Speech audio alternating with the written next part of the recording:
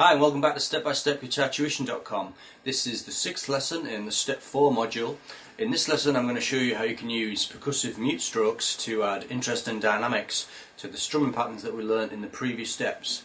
In the following examples I'll be using various major, minor and dominant 7th chords to demonstrate, and also some of the strumming patterns that we looked at in the previous steps. Before continuing, it's important that you're comfortable with those chord families and the strumming patterns so that you feel free to concentrate on the mute stroke technique. Don't forget to refer to your lesson notes for more information as you work through the following strumming patterns. Firstly, let me demonstrate the mute stroke or muted strum, and then I'll explain how to do it.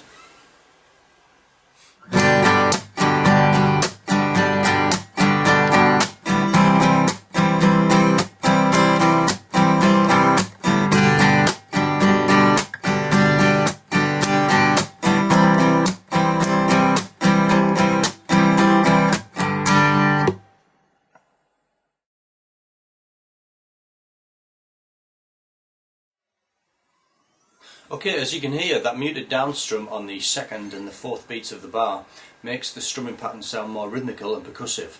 To do the mute stroke, just play a down strum as you would normally, either with your plectrum or your fingers, but at the same time let the palm of your hand make contact with the strings, like this. So at the same instant that you strum, you mute the strings with the palm of your hand. So strum and then mute. It's almost as if you're hitting the strings with the palm of your hand. Strum, mute. And again, you can see how I'm hitting the strings with the palm there at the same time as you strum. And it gives you that muted sound.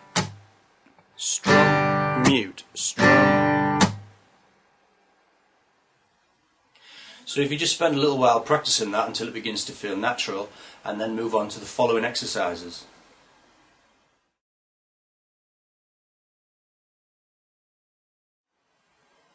For the first exercise I'll play a G chord, strumming the 4 downbeats only. On the 2nd and 4th beats of each bar, play a mute stroke. 1, mute, 3, mute, 1, mute, 3, mute.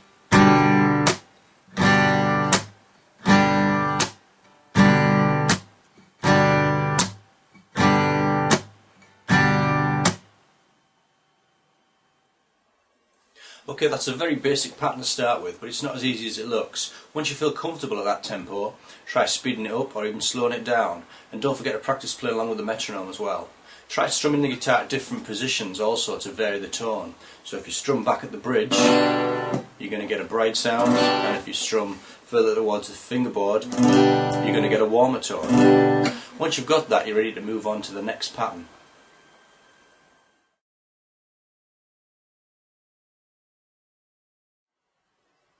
For this next pattern I'm going to introduce upstrokes. Start by playing a 4-beat rhythm with downstrokes and upstrokes using a G chord like this.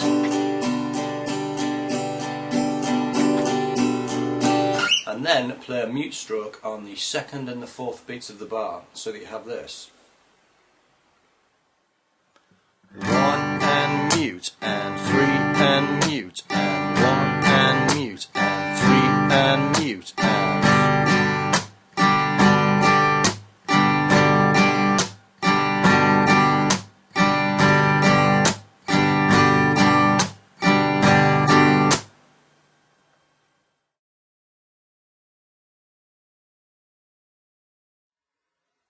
now let's try muting the 2nd, 3rd and 4th downbeats of the bar, so that you have this pattern. 1 and mute and mute and mute.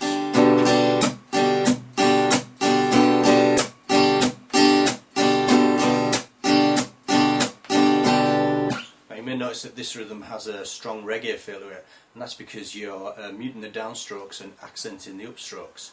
Let's try that again, but this time we're going to introduce a chord change. I'm going to play 1 bar of G and 1 bar of C.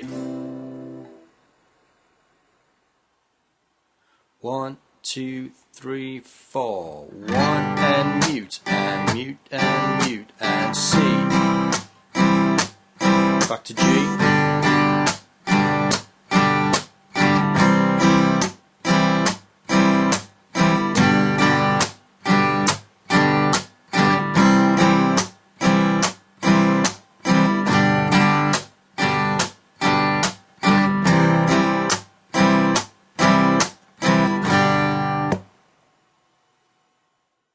So now you know how to add mute strokes to your strumming technique, and you can see how the technique adds different rhythmic variations.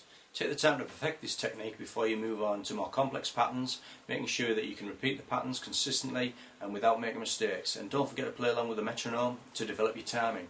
You should practice all of the mute stroke patterns that we've done today, and also the strumming patterns from the previous modules. Try them with different chord sequences and at different tempos, and you should even try making up some of your own patterns. I look forward to seeing you in lesson 7, where I'll show you some fingerstyle patterns using major, minor and dominant 7th chords. I'll see you then.